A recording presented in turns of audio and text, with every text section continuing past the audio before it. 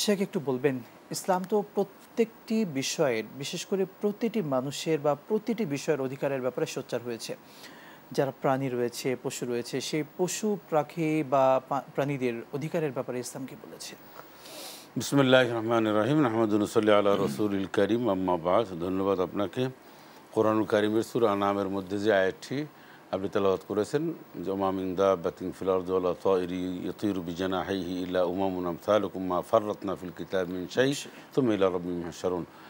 এই আয়াতের মধ্যে আল্লাহ পাক বলছেন যে পৃথিবীতে যত তোমরা যেরকম একটা সম্প্রদায় জাতি, প্রাণীরাও, পশু পাখি বা যারা আছে তারাও একটা তোমাদের মতনই একটি সম্প্রদায়, মানে তোমাদের মতনই আমি সৃষ্টি করেছি। তারাও জি, তাদেরই সামাজিক জীবন রয়েছে, তাদেরই খাবার দাবার সব কিছু বৈবাহিক জীবন রয়েছে।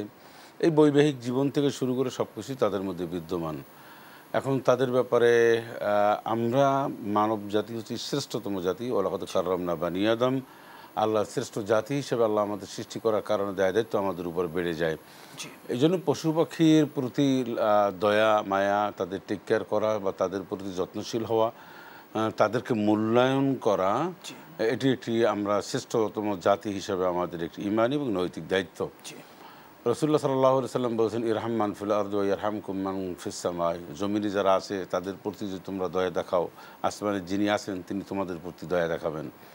সেজন্য পশু পাখির যত্রতত্র ব্যবহার নিষেধ করেছেন। রাসূলুল্লাহ সাল্লাল্লাহু আলাইহি ওয়াসাল্লাম দিক নির্দেশনা দিয়েছেন পশু পাখির সাথে কেমন ব্যবহার করতে হবে। যেমন তিনি বলেছেন, এক বুখারী শরীফের মধ্যে এসেছে যে একজন মহিলা একটা বিড়াল বেঁধে তাকে না খেয়ে খেয়ে মেরে ফেলেছিল, মানে তাকে বেঁধে রেখেছিল, খাবার দেয়নি।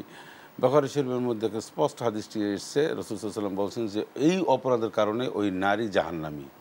এর মানে হচ্ছে পশু পাখি তারা আমাদের অধীনস্থ বটে, কিন্তু আল্লাহ পাক বলছেন ইউসাব্বিহু লিল্লাহি মান ফিস সামাওয়াতি ওয়াল আরদি, যে এবং কোরআনুল কারীমে অন্যত্র বলেছেন যে তাওআন ওয়া কারহা, এই ইচ্ছায় হোক অনিচ্ছায় হোক সমস্ত জাতি, সমস্ত পৃথিবীতে যা কিছু আছে, সাব্বাহা লিল্লাহি মা ফিস সামাওয়াতি মা ফিল আরদি, সবাই আল্লাহর প্রশংসা করে, আল্লাহর জিকির করে। সুতরাং পশু পাখির প্রতি দয়ালু হওয়া, দয়াশীল হওয়া, মায়া মমতা রাখা, তাদের খাদ্যের যোগান দেওয়া, এটা একটা জরুরি। আমরা পশু পাখিদের প্রতি সদয় হয়ে, বিশেষ করে তীব্র গরমে আমাদের বাসার ছাদগুলোতে তাদের জন্য একটু পানির ব্যবস্থা করি, খাবারের ব্যবস্থা করি। যেহেতু পানিতে তারা কষ্ট পাচ্ছে, খাবার হয়তো ঠিকমতো পাচ্ছে না, একটু ছায়ার ব্যবস্থা করি। বিশেষ করে আমরা আমাদের প্রত্যেক যারা আমাদের বাসা বাড়িতে যে পশু পাখিগুলো আছে তাদের জন্য এই ব্যবস্থাগুলো করব।